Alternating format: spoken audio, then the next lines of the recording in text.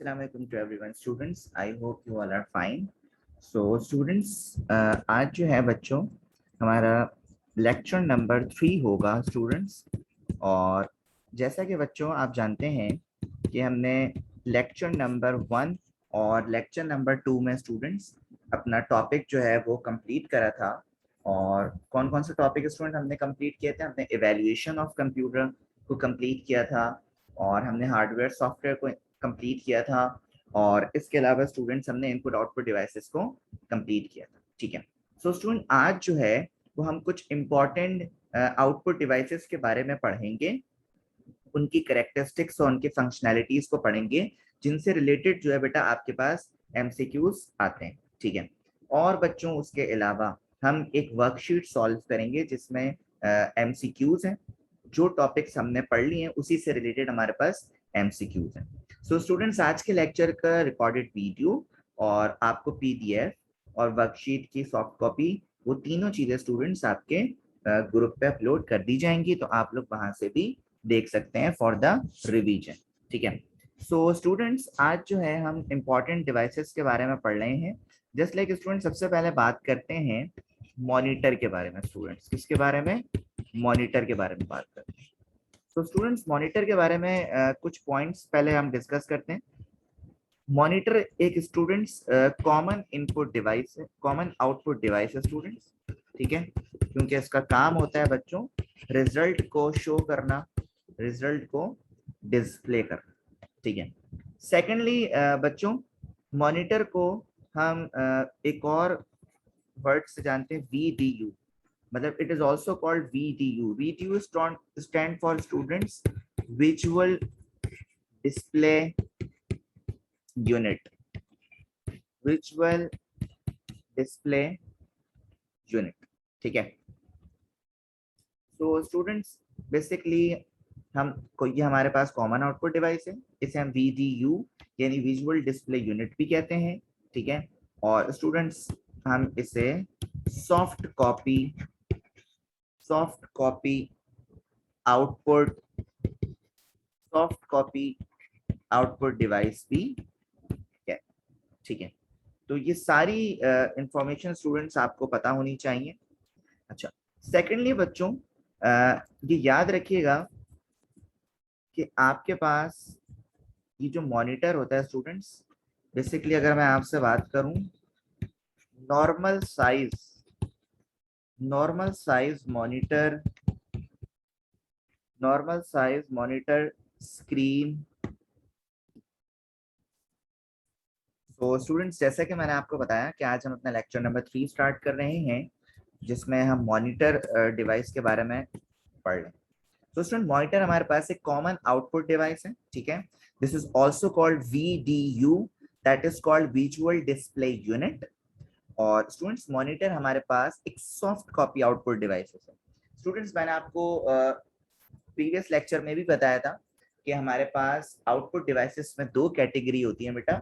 एक हमारे पास soft copy output devices होती हैं, और एक हमारे पास हार्ड कॉपी आउटपुट डिवाइसेस होती हैं। सॉफ्ट कॉपी आउटपुट डिवाइसेस में स्टूडेंट्स हमारे पास मॉनिटर आता है, हमारे पास स्पीकर आता है, ये हमारे पास soft copy output devices.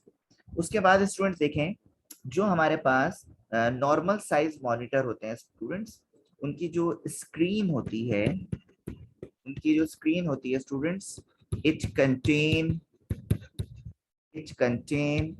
24 rows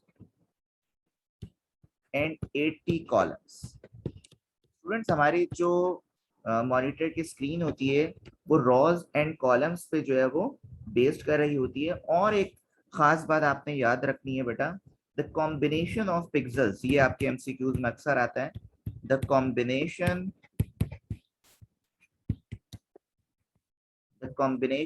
of pixels form the characters। क्या मतलब स्टूडेंट्स? का मतलब ये है कि आपके पास पिक्सेल्स के कॉम्बिनेशन से आपके पास कैरेक्टर्स बनते हैं। क्या बनते हैं स्टूडेंट्स? कैरेक्टर्स बनते हैं। ठीक है। और अगर आपको ये पता करना हो स्टूडेंट्स कि पिक्सेल्स क्या होते हैं, तो बच्चों पिक्सेल्स जो होते हैं वो टाइनी डॉट्स होते हैं। Pixels are tiny dots, tiny dots.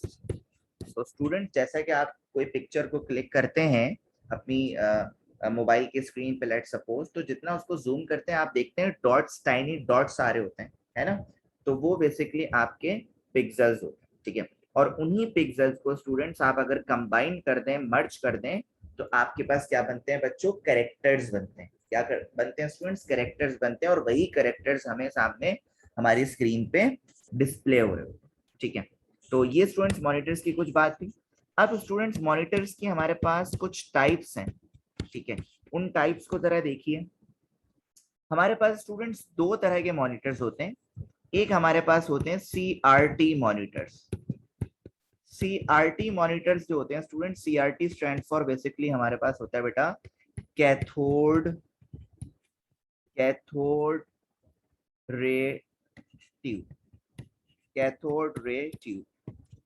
इसी तरह सेकंड हमारे पास कौन से होते हैं स्टूडेंट्स? LCD और flat panel display, flat panel display, ठीक है। और LCD की फुल फॉर्म तो स्टूडेंट्स आप जानते ही हैं, लिक्विड, लिक्विड क्रिस्टल डिस्प्ले।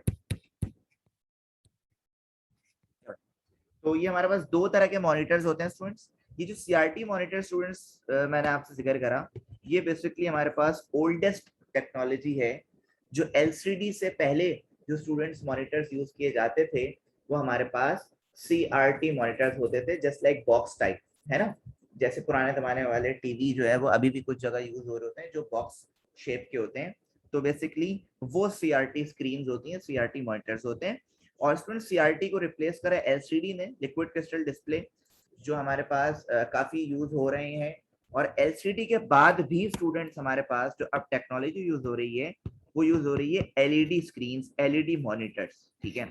और LED की स्टूडेंट्स एब्रीवेशन हमारे पास होती है light emitted, light emitted diode, ठीक है। तो अब मैं थोड़ा सा आपसे बात करता हूँ स्टूडेंट्स, किस पे बात करता हूँ? इन टर्म्स ऑफ कलर्स, ठीक है। सबसे पहले मैंने आपसे मॉनिटर्स पे बात करी, ठीक है, मॉनिटर्स के कुछ पॉइंट्स बताए, फिर मैंने उनकी टाइप्स आपको बता दी, ठीक है। और फिर स्टूडेंट्स अब मेरी आपसे बात हो रही है टाइप्स ऑफ मॉनिटर, लेकिन in terms of colour. Types of monitor, types of monitor in terms of colour, कि कलर के अकॉर्डिंग हमारे पास कितने तरह के मॉनिटर्स मौजूद हैं। तो आइए बच्चों उसको देखें जरा। स्टूडेंट्स कलर्स के अकॉर्डिंग हमारे पास एक है मोनोक्रोम मॉनिटर्स, ठीक है। एक स्टूडेंट्स हमारे पास है grey scale monitor, grey scale monitor. और एक स्टूडेंट्स हमारे पास है कलर मॉनिटर। अगर कलर्स के अकॉर्डिंग हम बात करें तो हमारे पास तीन तरह के स्टूडेंट्स हमारे पास मॉनिटर्स जो होते हैं। और मोनोक्रोम मॉनिटर स्टूडेंट्स कौन से मॉनिटर्स होते हैं? बेसिकली जो बेस्ड कर रहे होते हैं बेटा सिंगल कलर पे, इस पे स्टूडेंट्स सिंगल कलर पे बेस्ड कर रहे होते हैं।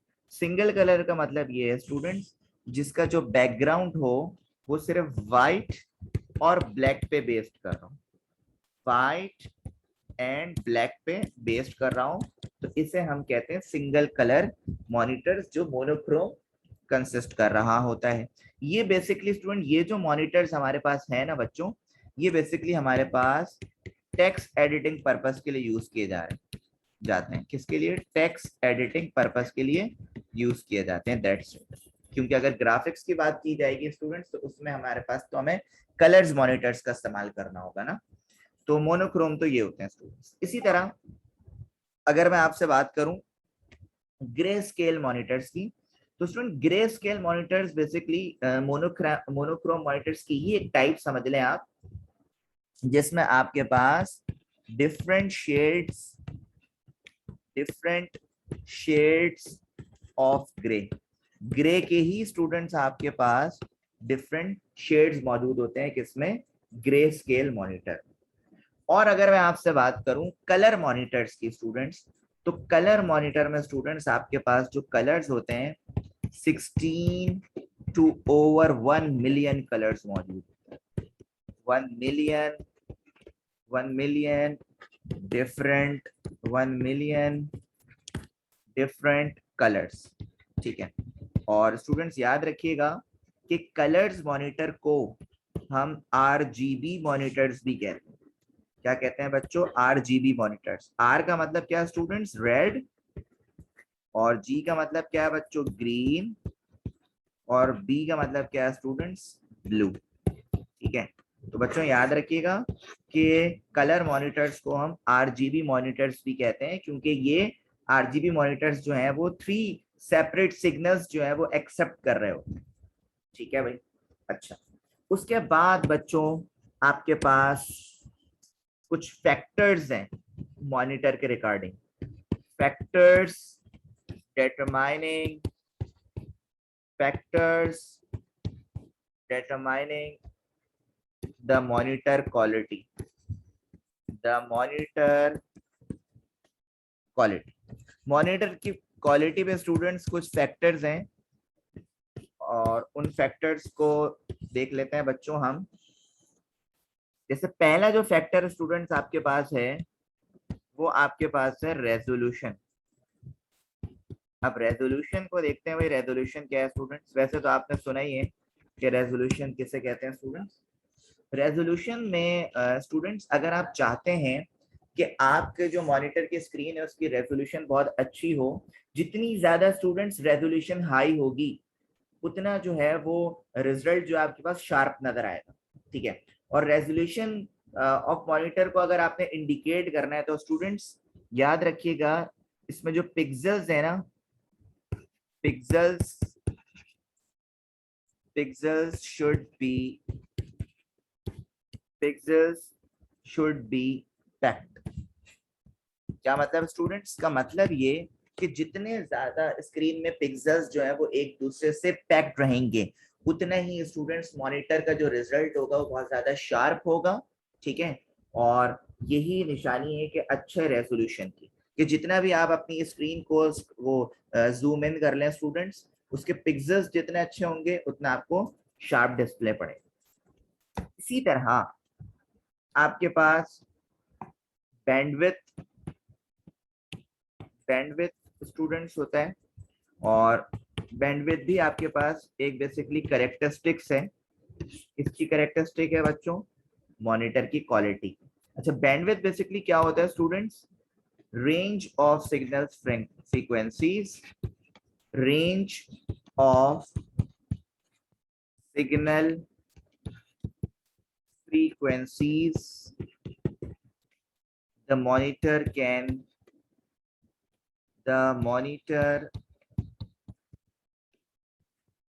handle। अच्छा, तो स्टूडेंट बैंडविड्थ बेसिकली क्या है, एक तरह की रेंज है, एक तरह की रेंज है जो मॉनिटर के जो सिग्नल्स होते हैं ना उनको कंट्रोल कर रही होती है, उनको क्या कर रही होती है, कंट्रोल कर रही होती है। बेसिकली आप ये याद रखें बेटा कि बैंडविड्थ का काम ये होता है कि सीपीयू जब मॉनिटर को डेटा ट्रांसफर करता है ना स्टूडेंट्स, तो वो बैंडविड्थ के थ्रू ही करता है। किसके थ्रू करता है स्टूडेंट्स, बैंडविड्थ के थ्रू ही करता है। तो बैंडविड्थ बेसिकली क्या है, रेंज ऑफ सिग्नल फ्रीक्वेंसीज है। अच्छा, उसके बाद बच्चों आपके पास उसके बाद आपके पास है जो थर्ड कैरेक्टरिस्टिक्स, वो आपके पास है रिफ्रेश रेट। अच्छा भाई, रिफ्रेश रेट क्या होता है स्टूडेंट्स, ये आपने काफी दफा अपने मॉनिटर की स्क्रीन पे ऑब्जर्व करा होगा, लेकिन मैं भी आपको यहाँ पे अभी क्लियर कर दूंगा। रिफ्रेश रेट का मतलब ये होता है स्टूडेंट्स कि टाइम्स हाउ मैनी टाइम्स पर second screen is refresh, screen is refresh. Students आपको पता होना चाहिए कि आपकी स्क्रीन जो है वो कितने टाइम में रिफ्रेश होती है, ठीक है। इसके लिए हमें बचना चाहिए किससे, टू अवॉइड फ्लिकरिंग, अब यहाँ पे एक वर्ड यूज हो रहा है स्टूडेंट्स, फ्लिकरिंग। फ्लिकरिंग क्या होता है स्टूडेंट्स? मैं आपको बताता हूँ फ्लिकरिंग क्या होता है, एक मिनट रुकिएगा। अच्छा भाई, the rate refresh rate should be at least 72 hertz. अच्छा स्टूडेंट, फ्लिकरिंग किसे कहते हैं कि अगर आप ऑब्जर्व करें कभी अपनी मॉनिटर स्क्रीन पर, अगर अपने मोबाइल के कैमरे से कोई पिक्चर को क्लिक करें तो आप देखते हैं स्टूडेंट्स आपके पास बहुत सारी स्क्रीन में लाइंस आ जाती हैं। क्या आ जाती हैं स्टूडेंट? लाइंस आ जाती हैं। तो बेसिकली ये यही बता रहे हैं कि हर मॉनिटर का एक रिफ्रेश रेट का टाइम होता है, और जो स्टैंडर्ड रिफ्रेश रेट है ना कि हर 72 हर्ट्ज पे आपकी जो मॉनिटर की स्क्रीन है वो क्या हो जाती है स्टूडेंट्स? रिफ्रेश हो जाती है। ठीक है, तो बच्चों अगर आपकी मॉनिटर की स्क्रीन जो है वो 72 हर्ट्ज पे रिफ्रेश हो रही है तो आप इस फ्लिकरिंग से बच जाएंगे। फ्लिकरिंग का मतलब क्या स्टूडेंट्स? जो स्क्रीन पे लाइंस आ जाती हैं। ठीक है, इसको आप ऑब्जर्व भी कर सकते हैं कि अगर आप अपना कंप्यूटर सिस्टम यूज कर रहे हैं तो अपने मॉनिटर की स्क्रीन का पिक्चर लेने के लिए आप अक्सर देखेंगे कि आपके पास जो है वो आपकी मॉनिटर स्क्रीन पे लाइंस आ जाती हैं। तो उस चीज को स्टूडेंट्स हम क्या कहते हैं? फ्लिकरिंग कहते हैं। ठीक है, बस आप ये याद रखें स्टूडेंट्स एमसीक्यूज के लिए कि हमारी जो मॉनिटर की स्क्रीन है वो 72 हर्ट्ज पे क्या हो जाती है स्टूडेंट्स? रिफ्रेश हो जाती है। उसके बाद स्टूडेंट डॉट पिच क्या होता है? डॉट पिच भी आपके पास एक कैरेक्टरिस्टिक है बच्चों। किसकी कैरेक्टरिस्टिक्स है? मॉनिटर के क्वालिटी की, मॉनिटर के फैक्टर्स की। तो डॉट पिच क्या होता है स्टूडेंट देखें तो dot pitch is the amount of space is the amount of space amount of space between each pixel। Students आपके पास जो पिक्सेल्स मौजूद होते हैं उन पिक्सेल्स के दरमियान जो स्पेस होती है स्टूडेंट्स, उस चीज को क्या कहते हैं? डॉट पिच कहते हैं। उस चीज को डॉट पिच कहते हैं कि पिक्सेल्स के दरमियान जो स्पेस होती है। ठीक है, अच्छा इसके बाद बच्चों आपके पास है कॉन्वर्जेंस। अच्छा जी, कॉन्वर्जेंस किसे कहते हैं? कॉन्वर्जेंस कहते हैं students clarity and sharpness, clarity and sharpness of each pixel. तो स्टूडेंट्स कॉन्वर्जेंस बेसिकली जो हमारे पास जितने पिक्सेल्स होते हैं, ठीक है, उनकी क्लैरिटी और शार्पनेस को क्या कहते हैं? हम कॉन्वर्जेंस कहते हैं। तो ये स्टूडेंट्स हमारा जो आज का फिलहाल अभी का हमने टॉपिक कवर करा वो हमारे पास क्या था? मॉनिटर जो है वो हमारा आज का टॉपिक था, जिसमें हमने मॉनिटर की डेफिनेशन के पॉइंट्स में देखे, फिर उसकी हमने टाइप्स देखी, और फिर हमने कलर्स के अकॉर्डिंग देखे कि हमारे पास कलर्स के अकॉर्डिंग 3 तरह के मॉनिटर्स होते हैं, monochrome, grey scale, colours monitor. फिर हमने इसके फैक्टर्स को देखा, जिसमें हमने रेजोल्यूशन को देखा, बैंडविड्थ को देखा, और रिफ्रेश रेट को देखा, डॉट पिच को देखा, और कन्वर्जेंस को देखा। ठीक है, तो ये तो स्टूडेंट्स हमारा मॉनिटर का टॉपिक हो गया। तो उसके बाद बच्चों मैं आपसे एक और इम्पोर्टेंट टॉपिक पे बात करने वाला हूँ।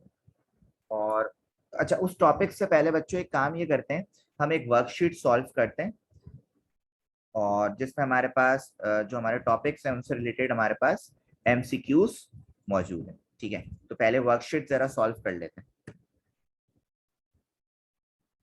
ओके, सो स्टूडेंट्स अब हम एमसीक्यूज सॉल्व कर रहे हैं, और एमसीक्यूज बेसिकली हमारे पास जो हमने टॉपिक कवर करा था इवैल्यूएशन ऑफ कंप्यूटर का, ठीक है, जिसमें हमने history and development of computer के बारे में बहुत डिटेल से बात करी थी अपने लेक्चर नंबर 1 और लेक्चर नंबर 2 में।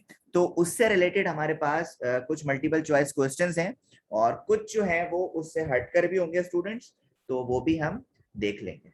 ठीक है, तो स्टूडेंट्स देखें, एमसीक्यूज नंबर 1 हमारे पास है कि यूनिवैक इज डैश। तो बेटा हमारे पास 4 ऑप्शंस यहाँ पे गिवन है। ऑप्शन नंबर 1 हमारे पास है universal automatic computer. Option B हमारे पास है universal array computer. Option C हमारे पास है यूनिक ऑटोमेटिक कंप्यूटर। और ऑप्शन डी हमारे पास है अनवैल्यूड ऑटोमेटिक कंप्यूटर। तो बताओ बच्चों कि आपको एमसीक्यूज नंबर 1 का आंसर इन चारों ऑप्शंस में से कौन सा लग रहा है?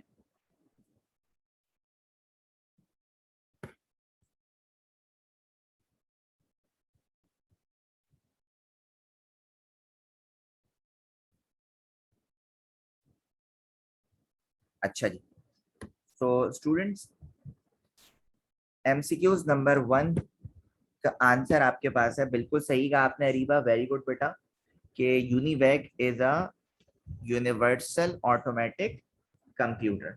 ठीक है, ये हमारे पास फर्स्ट जनरेशन का बेसिकली हमारे पास क्या था बच्चों, कंप्यूटर्स में था। अच्छा, उसके बाद बेटा हमारे पास दिया हुआ है कि microprocessors as switching devices are for which generation computers. Student हमारे पास माइक्रो प्रोसेसर्स जो है वो कौन से जनरेशन में आ चुका था? हमारे पास ऑप्शंस में है first generation, second generation, third generation और फोर्थ जनरेशन।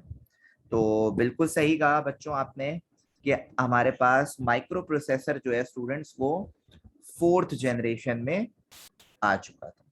ठीक है, इसी तरह हमारे पास एमसीक्यूज नंबर 3 है और एमसीक्यूज नंबर 3 में लिखा हुआ है students, computer is free from tiresome and boredom, we call it dash.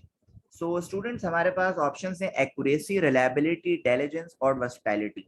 पहले तो आप एमसीक्यूज को थोड़ा सा समझ लें बच्चों कि एमसीक्यूज में क्या लिखा हुआ है कि कंप्यूटर किस चीज से फ्री है।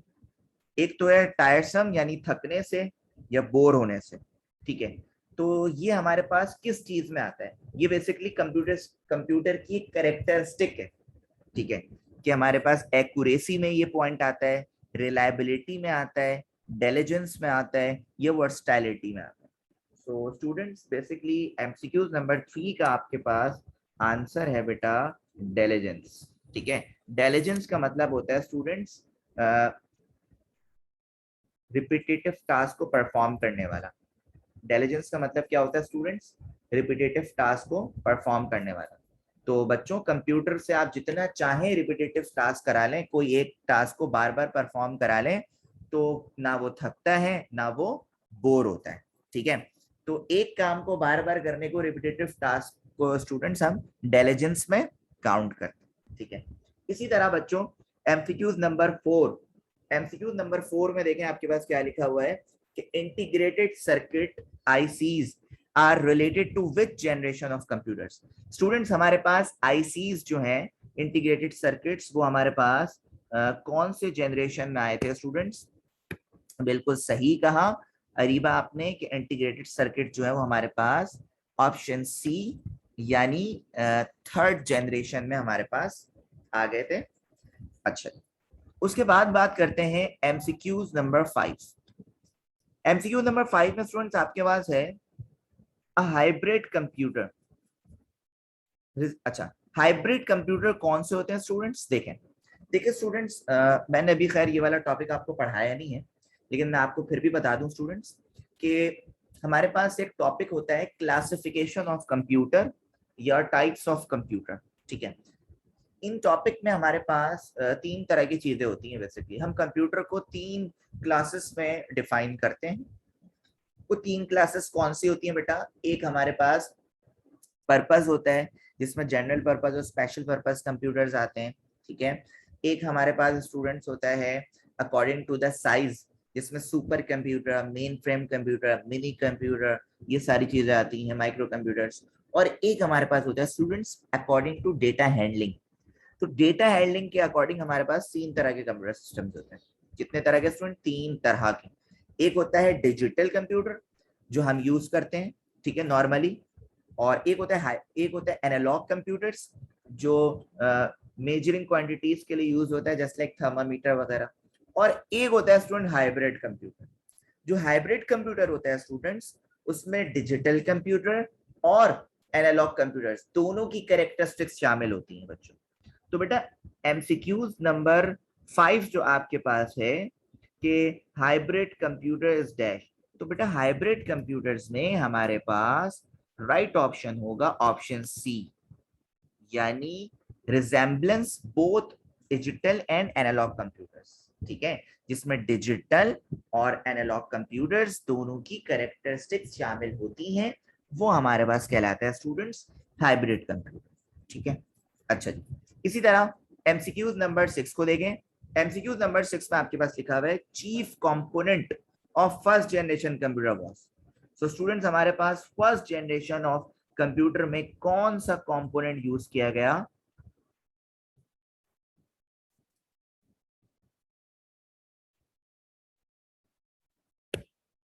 वेरी नाइस, वेरी नाइस, ठीक है।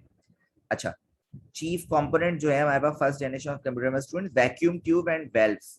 अच्छा, ये वेल्व्स क्या है स्टूडेंट्स? मैं भी आपको थोड़ी देर में, ये आगे एमसीक्यू और आएंगे तो मैं इसमें इंशाल्लाह आपको बताऊंगा ये वेल्व्स किसे कहते हैं।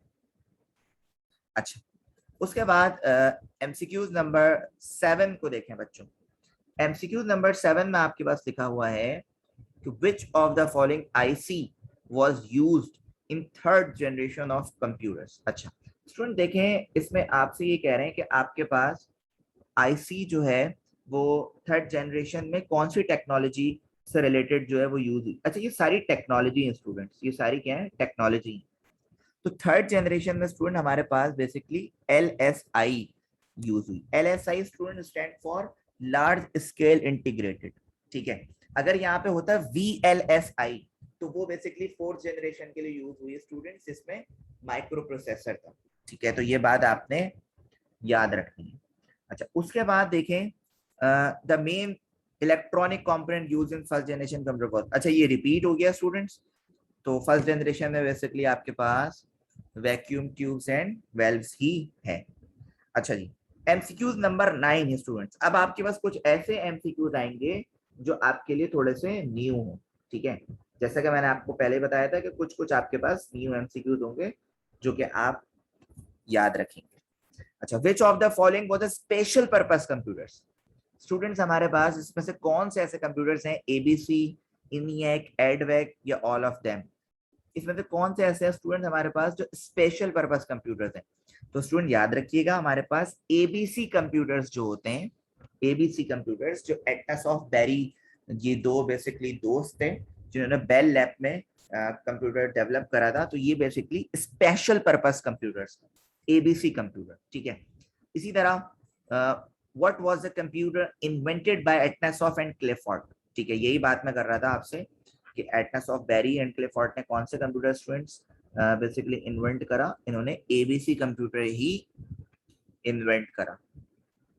इसी तरह एमसीक्यूज नंबर 11 में देखें, आपके पास लिखा हुआ है which computer was considered the first electronic computer until 1973 when court invalidated the patent. अच्छा, सो 1973 से पहले हमारे पास कौन सा ऐसा इलेक्ट्रॉनिक कंप्यूटर था, ठीक है, जिसमें हमारे पास पेटेंट, पेटेंट बेसिकली क्या कहते, किससे कहते हैं स्टूडेंट्स? कॉपीराइट वगैरह होता है ना, उसी तरह का एक लॉ होता है पेटेंट, ठीक है। तो हमारे पास बेसिकली इनिएक हमारे पास पहला इलेक्ट्रॉनिक कंप्यूटर था। इसी तरह एमसीक्यूज नंबर 12 जो कि बहुत ही कॉमन है, अ modern electronic computer is a machine that is meant for. Student हमारे पास जो मॉडर्न इलेक्ट्रॉनिक कंप्यूटर्स हैं उसमें हमारे पास कौन कौन सी चीजें होती हैं?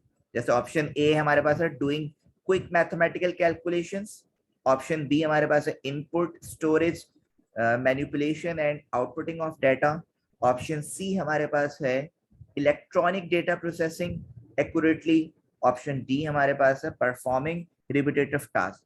सो स्टूडेंट्स जो हमारे पास मॉडर्न इलेक्ट्रॉनिक कंप्यूटर्स हैं उसके लिए हमारे पास ऑप्शन बी जो है वो बिल्कुल हमारा करेक्ट ऑप्शन है, जिसमें हम जो हमारे पास ऑपरेशंस पे काम कर रहा होता है। हमारे बेसिकली बेटा ऑपरेशंस है ना, कौन कौन से ऑपरेशन? 5 बेसिक ऑपरेशन है। डाटा को इनपुट करना, डाटा को प्रोसेस करना, आउटपुट करना, स्टोर करना और मैनिपुलेट करना, ठीक है। तो इसीलिए हमारे पास एमसीक्यूज नंबर 12 का जो आंसर है वो ऑप्शन बी है। अच्छा, इसी तरह एमसीक्यू 13 आप लोग जानते हैं कि विच generation of computer is still under development. तो बिल्कुल सही कहा रीवा आपने कि हमारे पास ऐसी कौन सी जनरेशन है कंप्यूटर की जो जिसमें अभी भी डेवलपमेंट हो रही है बेटा, तो वो हमारे पास बेटा हमारे पास है 5th जनरेशन। ठीक है। अच्छा, इसी तरह एमसीक्यू नंबर 14 देखें। एमसीक्यू नंबर 14 आपके पास है, a technique used by code to convert an analogue signal into digital bit stream is known as dash. Students हमारे पास ऐसी कौन सी टेक्निक है जो कोड को एनालॉग सिग्नल से डिजिटल सिग्नल्स में, डिजिटल बिट्स में कन्वर्ट करती है? स्टूडेंट्स हमारे पास चार ऑप्शंस हैं। ऑप्शन ए हमारे पास है pulse code modulation, option B हमारे पास है पल्स स्ट्रेचर, ऑप्शन सी हमारे पास है क्यूरी प्रोसेसिंग, ऑप्शन डी हमारे पास है क्यू मैनेजमेंट। तो बच्चों देखो, याद रखना कि एनालॉग से डिजिटल की तरफ जब कन्वर्जन होगी तो उस चीज को कहेंगे हम पल्स कोड मॉड्यूलेशन। ठीक है। अगर ये उल्टा होता है स्टूडेंट्स, डिजिटल से एनालॉग की तरफ मूव कर रहे होते हैं, तो उस चीज को हम कहते हैं डीमॉड्यूलेशन। क्या कहते हैं स्टूडेंट्स? डीमॉड्यूलेशन। तो इस बात को आपने याद रखना। ठीक है। इसी तरह एमसीक्यू 15, अच्छा एमसीक्यू 15 स्टूडेंट रिपीट हो गया हमारे पास। A modern electronic computer is a machine that is meet. ठीक है। अच्छा, पल्स कोड मॉड्यूलेशन का मतलब ये है कि अगर आपके पास कोई एनालॉग सिग्नल है, क्या है? Analogue signal. एनालॉग सिग्नल का मतलब क्या है स्टूडेंट्स? जैसे मैं अभी आपसे बात कर रहा हूं, तो ये जो मेरा वॉइस आउटपुट आपके पास आ रहा है ना, ये बेसिकली एनालॉग सिग्नल है। लेकिन क्योंकि ये कंप्यूटर से होता हुआ आ रहा है, तो कंप्यूटर इसको क्या कर रहा है स्टूडेंट्स? डिजिटल कर रहा है, डिजिटल बिट्स में कन्वर्ट कर रहा है। तो ये जो बीच का प्रोसेस है ना, कि एनालॉग सिग्नल को डिजिटल में कन्वर्ट करना, ये बेसिकली कोड मॉड्यूलेशन कहलाता है। क्या कहलाता है? Code modulation. ठीक है। क्योंकि एनालॉग सिग्नल्स तो वेव फॉर्म में होते हैं, और वेव फॉर्म में डिजिट में कन्वर्ट करने को हम कहते हैं बेसिकली पल्स कोड मॉड्यूलेशन। ठीक है। इस चीज को हम पूरा ये प्रोसेस को बेसिकली कहते हैं। अच्छा, अब अच्छा ये तो 15 तो खैर रिपीट हो गया, इसको तो आगे बढ़ते हैं। अब हम 16 देखते हैं स्टूडेंट। 16 हमारे पास है कि कंप्यूटर्स विद 80286 माइक्रो प्रोसेसर। अच्छा, ये बात तो आपने स्टूडेंट्स याद रखनी है बेसिकली, कि आपके पास कुछ ऐसे कंप्यूटर्स हैं जिनका माइक्रो प्रोसेसर का जो बेसिकली कोड है वो 80286, बेसिकली वो कौन से कंप्यूटर्स हैं जिनमें इस तरह के माइक्रो प्रोसेसर यूज हुए? तो ऑप्शन आपके पास है XT computers, AT computers, PS2 computers या नन। तो बेसिकली आपके पास 80 कंप्यूटर्स है स्टूडेंट्स। अच्छा, एबेकस वाज द फर्स्ट जी। तो एमसीक्यू नंबर 17 का आंसर तो स्टूडेंट्स आप लोग जानते हैं कि abacus was the first dash. कि एबेकस जो है बच्चों, वो पहला क्या था? Electronic computer, mechanical computer, electronic calculator या mechanical calculator? So students, abacus was the first mechanical calculator था, पहला मैकेनिकल कैलकुलेटर। अच्छा जी, उसके बाद आपके पास एमसीक्यूज नंबर 18 है। If in a computer 16 bits are used to specify addresses in a RAM, the number of addresses will be dash. अच्छा students देखें, computer में अगर हमारे पास 16 bits are used to specify address, अगर हमारे पास रैम के एड्रेसेस को स्पेसिफाई करने के लिए 16 बिट्स हैं, तो इन 16 बिट्स को बेसिकली आप कन्वर्ट कैसे करोगे नंबर ऑफ एड्रेसेस में, मैं आपको बताता हूँ स्टूडेंट्स। अच्छा, 16 बिट्स को देखें, आप क्या करेंगे स्टूडेंट? 2 की पावर 16 को सॉल्व करेंगे। क्या करेंगे? 2 की पावर को 16 को सॉल्व करेंगे। अगर 16 बिट्स बोले तो 2 की पावर 16 कर लीजिएगा, अगर 8 बिट्स बोले तो 2 की पावर 8 कर लीजिएगा। मतलब 16 बिट्स का मतलब ये है स्टूडेंट्स कि आपके पास 65536 इतने जो है वो न्यू एड्रेसेस जो है वो मेमोरी में स्पेसिफाई हो जाएंगे। ठीक है। तो आप इस चीज को बच्चों याद रखिएगा। तो इसीलिए देखें यहाँ पे क्या लिखा हुआ है कि कंप्यूटर में अगर हमारे पास 16 बिट्स यूज हो रही हैं, ठीक है, रैम के अंदर, तो वो कितने नंबर ऑफ एड्रेसेस बन जाएंगी? तो अगर 2 की पावर 16 बिट्स करोगे तो बेटा ये आपके पास बन जाएंगी कुछ इस तरह की वैल्यू आपके पास आ जाएगी। अच्छा, इसी तरह एमसीक्यूज नंबर 19 स्टूडेंट्स लिखा हुआ है each set of Napier bones consist of dash rods. Students आपके पास जो नेपियर बोन्स जो हमने पढ़ा था स्टूडेंट्स इवैल्यूएशन ऑफ कंप्यूटर के टॉपिक में, जो मैकेनिकल एरा में, और जिसको डेवलप करा था स्कॉटिश मैथमेटिशियन ने, ठीक है, नेपियर बोन्स। तो उसमें बेसिकली आपके पास कितनी रॉड्स होती हैं स्टूडेंट्स? तो उसमें आपके पास 11 रॉड्स होंगी। कितनी होगी बच्चों? 11 रॉड्स होंगी। अच्छा, उसके बाद आपके पास एमसीक्यू नंबर 20 लिखा था from which generation operating systems were develop. So students आपके पास कौन सी जनरेशन में जो है वो ऑपरेटिंग सिस्टम जो है वो डेवलप्ड हो गए थे? अब देखें, यहाँ पे आपके पास जो बात हो रही है स्टूडेंट्स, मैं आपको यहाँ पे एक्सप्लेन करता हूँ।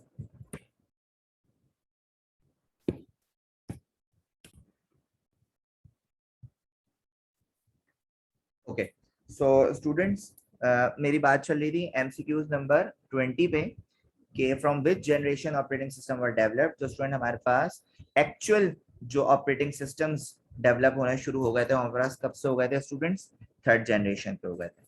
अच्छा, अब एमसीक्यूज 21 में आपसे क्या कह रहे हैं कि why are vacuum tubes also called valves. जो आप पहले पूछ रहे थे बच्चों कि ये वेल्व्स क्या होते हैं स्टूडेंट, तो मैं आपको बता दूं कि वेल्व्स बेसिकली क्या करते हैं स्टूडेंट्स।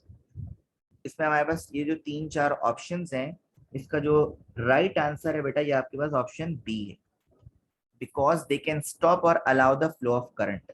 ये जो वेल्व्स है ना स्टूडेंट, ये बेसिकली क्या करता है, दे कैन स्टॉप और allow the flow of current. मतलब फ्लो ऑफ करंट को अलाउ और स्टॉप करने का ऑप्शन बेसिकली वैक्यूम ट्यूब के साथ ये वेल्व्स कर रहा होता है। इसी तरह John Napier, MCQ number 22, John Napier invented logarithm in dash. तो स्टूडेंट जॉन नेपियर ने इन्वेंटेड लोगैरिथम को कब करा भाई हमारे पास स्टूडेंट्स? तो ये भी आपके लिए न्यू है स्टूडेंट्स, इसकी भी डेट आप याद रखें।